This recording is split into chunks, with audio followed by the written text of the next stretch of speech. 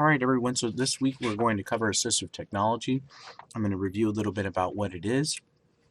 I'm also going to talk a little bit about the funding sources, the eligibility requirements, how someone becomes eligible for the service, the different types of applications that are out there, and then also some issues that sometimes teachers and students face and school districts face as well.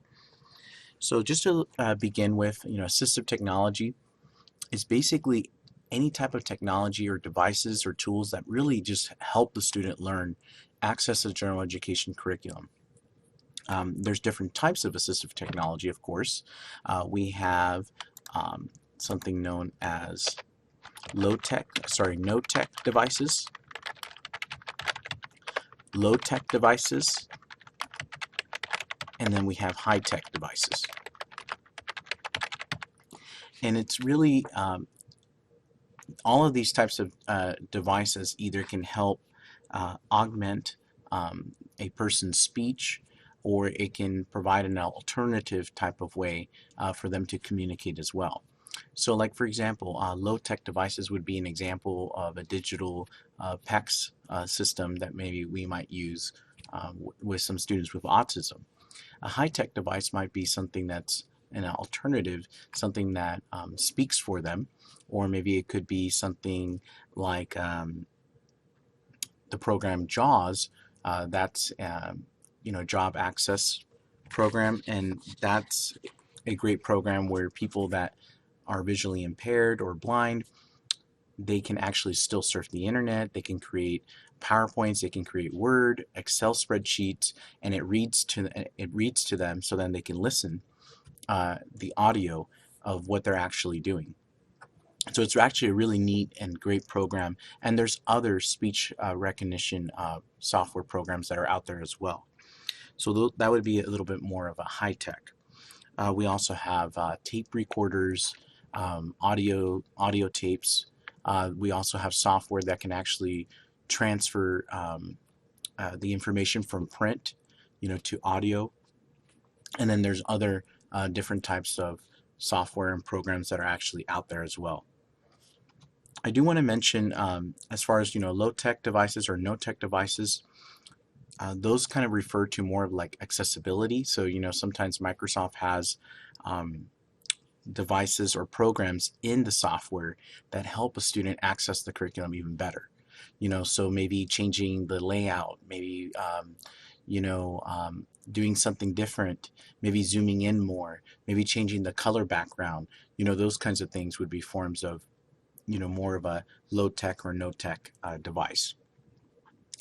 As far as funding, the funding sources, school districts, they are required to provide these assistive technology devices if the IEP team has made the determination that this is a need that needs to be met.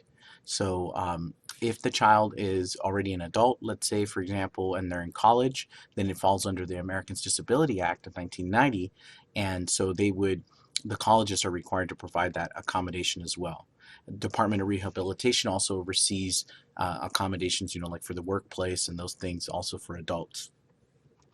I want to talk a little bit about eligibility, because eligibility is really a big thing. And I know that a lot of times as a special education teacher, or if you're a general education teacher, you're going to come across students that unfortunately might need something. They might need something to level the playing field, right? So we have their learning potential is way up and it's very high. But maybe where they're at is kind of low, and so you're trying to meet that learning potential. You're trying to level the playing field for them. So we have different types of devices, and we'll talk about that in just a moment. But as far as eligibility, it's the IEP team in a K through 12 setting that makes the determination. So makes the determination, okay, of whether they will actually receive the device and what type, the duration, and those kinds of things. And it's actually written and documented in the IEP. So that's very important.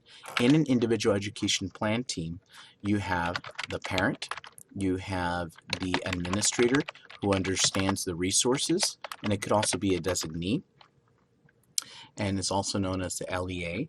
You also have a general ed teacher. You also have an education specialist.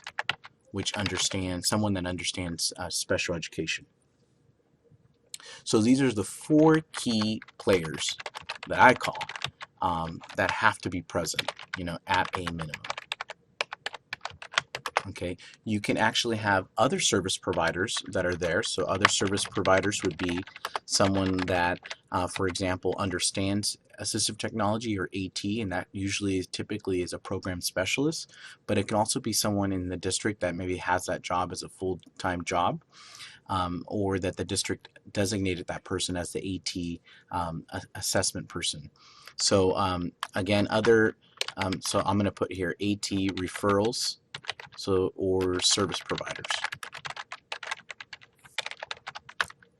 And again, it could be a program specialist or someone, but somebody that has a background and awareness of assistive technology and the resources of the district is very, very important.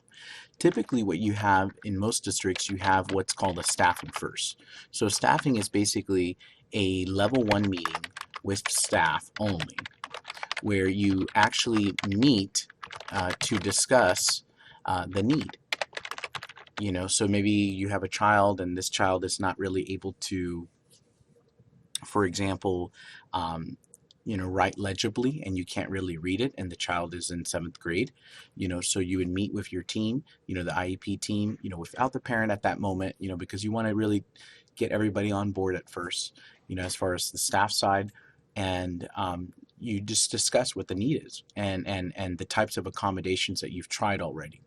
Now, typically, before we provide an additional type of support like assistive technology, you should have already tried various interventions. So maybe a pencil grip, other different things, related to the request that you're asking.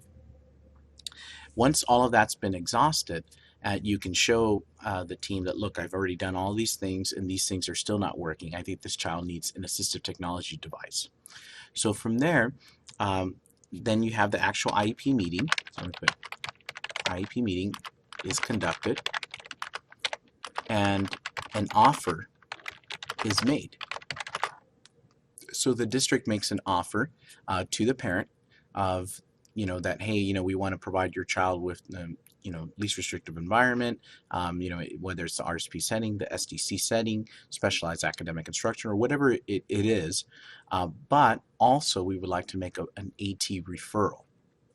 Once the parent agrees to that, then typically within a couple days, the parent comes in, or it could be done that same day, the parent comes in and signs an AT referral plan, which is an AT plan, an assistive technology plan. And then within 60 days, the school district has to conduct that assessment and then present the results. So then an AT referral is made with offer, all right, and then the AT plan is developed and signed by parent.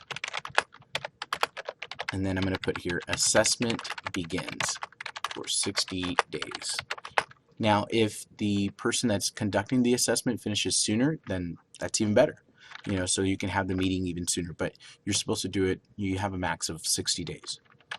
Okay, and then IEP team reconvenes and listens to the recommendations of the AT clinician, or whoever did the assessment.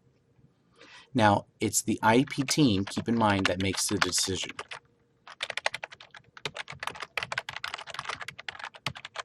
Okay, so it's not any one person particularly in that team. And usually the recommendations that the AT clinician will make typically come from data. So that data was collected, so observations were done. So during this assessment for 60 days, the AT specialist or clinician, depending on which district you're in, will actually do a variety of different assessments. Some that are more qualitative and some that are more quantitative. So some could be observations in the classroom, having the student go through various different types of assessments that have scales, as far as, like accessing the internet, surfing the internet, using Microsoft Word, those kinds of things. And then they would basically check off, certain boxes to see, is the child aware of it or not? So there's a variety of other types of AT, actual formal assessments that are out there, and so that person would actually use those, conduct those, and then provide some recommendations to the actual team in general. I want to talk a little bit about the various types of assistive technology that are out there. There's one that's actually very free, and it's through Microsoft. And if you go here, so let me show you. If you go to Microsoft.com, accessibility, you can look at, and this is also in under week 3 as well, if your student's having vision issues, hearing issues, maybe they're having learning issues, mobility issues, mental health issues. There's various types of things that they can have or use. So like for example, maybe they're having, let's just use mental health issues. So if I click this right here, it can, maybe a child has ADHD and they're highly distracted a lot. So you can minimize some visual distractions for them while they're using Microsoft Word. So there's various different things, and so if you click this, it kind of takes you to different types of things that you can do. You can declutter the task bar, you can simplify the start menu, you can do so many different things that are out there that are actually really cool. And actually, I am going to show you something. So if I go here, and I type here, if I open up Microsoft Word, and I type Learning Tools, okay, so here, actually, this is where I wanted to take me here. You could do this too here, but one second.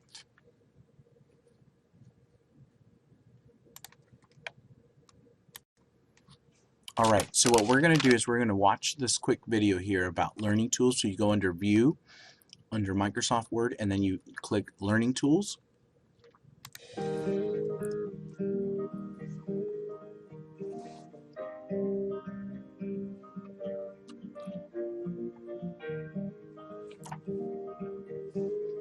So you can do read alouds, you can make it very narrow, change the color fonts as well, the spacing of the letters, break words down into syllables to have students be able to read it better. Completion of the Mina Strait Bridge. In 1883, workers completed the Brooklyn Bridge. Its designer.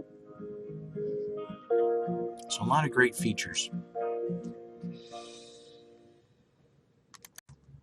Okay, so now that you actually had a chance to kind of review a little bit of the applications that that Microsoft actually has as far as accessibility, there's actual other programs as well. So we're going to take a little look at this program, and it's through Freedom Scientific. They have a variety of other software programs actually. One of them that they have is called Zoom Text, so students can actually have text and then you can magnify the text for them. And they also have another one called OpenBook and Fusion. OpenBook is pretty cool. Basically, it converts any of the textbooks or readings into audio. So it allows them to, or large print as well. And actually, this one here I wanted to show you. Sorry, it was JAWS. That's the one I wanted to show you. Okay. So JAWS, this one is also known as what's called Job Access with Speech. And this one's used a lot with students with visual impairments, especially if they're completely blind. This is a program that, again, that allows students to access Microsoft Office, create PowerPoints, Word, Excel, surf the internet. And what it does is it reads to them. So they have to have a headphone or headset, and they're able to listen to what's actually out there, the actual text that's there, so okay, you're on Yahoo, and they can actually speak to it as well, and it can speak to them as well, and then they can hear the information. It's a really neat program. I had one student in my whole career that did use this program, and it was very, very successful. and it really allowed him to participate, in the group activities in the classroom, and just feel, feel like he was a better student, being part of the community. So there's a lot of other applications that are out there as well, but I just wanted to show those two, and then I wanted to talk about integration. So some of the integration issues that a lot of teachers face is that sometimes they go through the whole process of the IP team that can take several months. Just the assessment process is about 2 months, and then they have the meeting. Finally, they receive the device. Maybe it's a hearing aid, or maybe it's the JAWS program, or maybe it's whatever it is. The issue that we find and research has actually shown is that if you don't actually introduce the device to the student and then have the student use the device, with you, a few times, and then have the student use it independently to practice it on his or her own, then a lot of times they won't really use the device, and it just sits on the shelf. The same thing goes with the teacher. You have to be able to train the teacher as well. So make sure that if you have a device that you have for a student of yours, and that student is in the general education setting, that you provide maybe a period during a prep or something like that, or after school or before school, to train the general education teachers on how to use that device, because they have to feel comfortable as well. And if they don't feel comfortable, the student will know, and the other students in the classroom will know as well. So making sure that's important as well, and just talking to that teacher about basic things, like if the device doesn't work, don't make a big deal out of it, just talk to me, let me know, and just different things, demonstrating confidence while you're using that device. So it's very important that the family knows how to use it, the teacher knows how to use it, and then also the student knows how to use it. And then you also want to keep in mind the instructional setting as well. So maybe a child that is in high school may not like to carry an Alpha Smart keyboard. Those are usually pretty big, and so maybe other students will see that. Compared to a student that's in elementary, they're okay with that. So you have to look at the instructional level, or actually the setting that the child is in, and also determine that as well. So hopefully, through this mini lecture, we covered a variety of different things. We covered eligibility, we covered funding, we covered what assistive technology is, and I went over two major applications that exist out there. And so again, there's a lot of other programs and opportunities. I encourage you all to access the websites that are in this week's resources. There's a lot of great information that's out there.